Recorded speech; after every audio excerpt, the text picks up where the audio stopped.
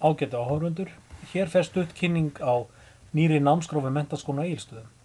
Frá haustinu 2011 er hugmyndin að byrja með nýja námskrá við skólann.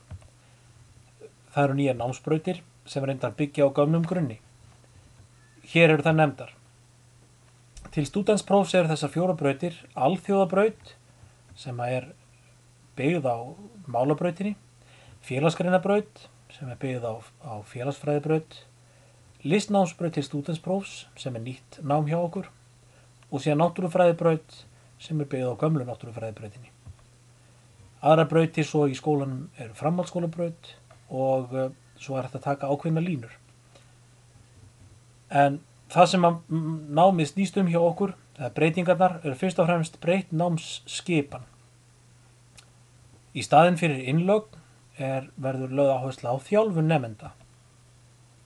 Í staðinn fyrir að hafa hugsa mest kennsluna ætlum við að reyna að hugsa mest nemandann og námið. Það er sem sagt ekki kennslan heldur námið sem skiptir þarna mestu máli.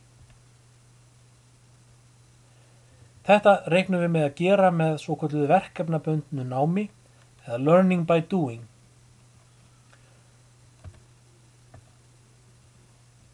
Í stað þess að bjóða upp á 2 annir á hverju ári hefur skólinn ákveðið að bjóða upp á 4 svokallaðar spannir.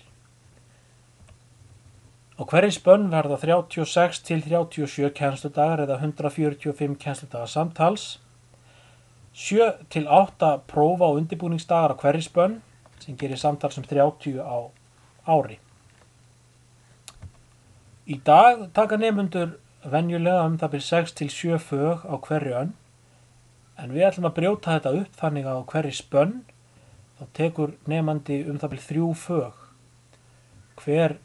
Hvert fag er venjulega 5 feiningar sem eru 9 framhaldsskólaeiningarnar og í hverju fagi fær nemandinn 4 bundnar klukkustundir á viku og í hverju fagi er reiknað með að nemandi sinni síðan námi í 4 verkefnatímum á móti. Samtals það bil 24 klukkustundir og svo bætast við íþróttir. Sem sagt svipað löng stundaskrá eins og við höfum í dag. Hér sjáum við dagatal haustannar, þetta er tillaga að dagatalinu. Kennslan hefst hér í kringum 22. ágúst og fyrri spönninni lýkur 10. október. Réttar sagt kennslunni lýkur þá taka við prófadagar og svo undirbúningsdagar og reiknað með að 20. október hefjist önnur spönn á þessari haustönn. Þeirri spönn lýkur síðan jól eða prófin enda 14. desember. Við reiknum með jólaútskrift 17. desember á laugardegi. Á vorönninni þá skiptir þetta mjög svipað. Reiknað með að byrja í janúar, snemma í janúar á 3. spönn ársins og henni lýkur síðan með prófum og síðasta prófi 5. daginn 1. mars. Seinni spönnin hefst síðan nokkrum dögum síðar og lýkur í maí og skólaslit eru á svipuðum tíma og í öðrum árum. Það er að segja árið er ekki að lengjast, við erum hins vegar að skipta árinu örlítið öðruvísi niður heldur en við höfum gert. Það er ekkert náttúrulögmál að notast við 2 annir þótt að flestir skólar á Íslandi geri það. Víða í öðrum löndum eru skólarnir skipt í margar annir, mögulega jafnvel bara vikulangar. Hér förum við yfir helstu kosti þessara breytinga.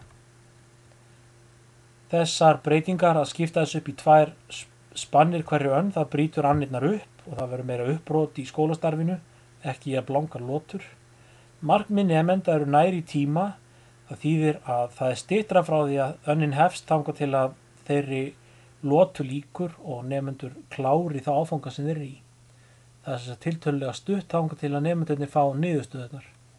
Nemandinn, hann er strax virkur í upphafi námsins með verkefnatímunum, með því að byggja verkefnabundnu námi að þá fara verkefni nemandans strax af stað og hann hefur ekki tækifæri til þess að bíða af sér fyrstu vikurnar en eitt þess áttar. Við reiknum með að það verði meiri samfella í stundaskránni því með verkefnatímunum má fylla upp í öll göt stundaskrárinnar. Við reiknum með því að verkefnatímati þýði að nemendur þeir stunda vinnuna með sjálfstæðari vinnubröðum. Það að hafa verkefnatíma gefur okkur tækifæri á að auka samþættingu milli námsgreina. Við reiknum með þetta stuðli að fjölbreyttara námsmati. Þessar lotur henta listnámi mjög vel því að þá tekur nemandi í listnámi námið algjörlega frá upphafi til enda á styttri tíma og hefur fleiri klukkustundir í viku, einar 8 klukkustundir í viku til dæmis til að sinna einum listnámsáfanga. Við vonumst til þess og það er vinnukenning okkar að þetta dragi úr brottfalli og þarna geta nemendur átt ná dýpri vinnu í hverju fagi fyrir sig með því að vinna þetta í meiri skorpum.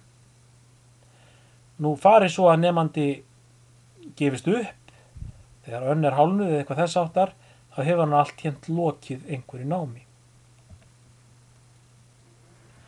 Hér sjáum við dæmi stundaskrá eins og hún gæti litið út hjá nemanda sem er að taka hérna íslensku sögu og stærðfræði og þessi áfanga heitir aðeins öðruvísi heldur en þau hafa verið, þarna til dæmis stærðfræði 2H05 sem þýðir að þetta er svokölluð hagnýt stærðfræði.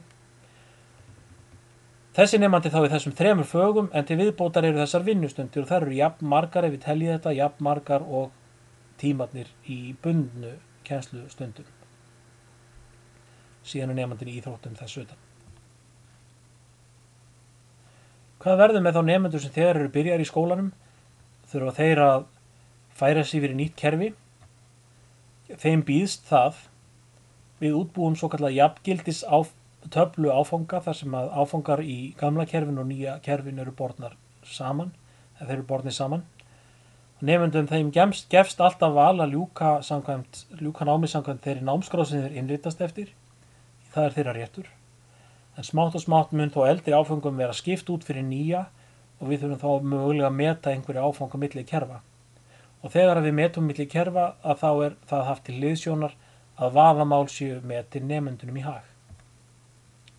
Hér er stutt yfirlit yfir áfanga sem við reiknum með að verði í boði á haustönn. Þetta er reyndar ekki endanleg tafla. En hér sjáum við að í bláu dálkunum koma fram áfangaheitin í samkvæmt nýrri námskrá en í rauðu dálkunum eru þá jafngildir áfangar samkvæmt gamalli námskrá og þessir áfangar þeir verða í boði og nemendur velja þá. Við vonumst til þess að þetta nýja kerfi okkar gerir skólan okkar sem við teljum góðan enn betri.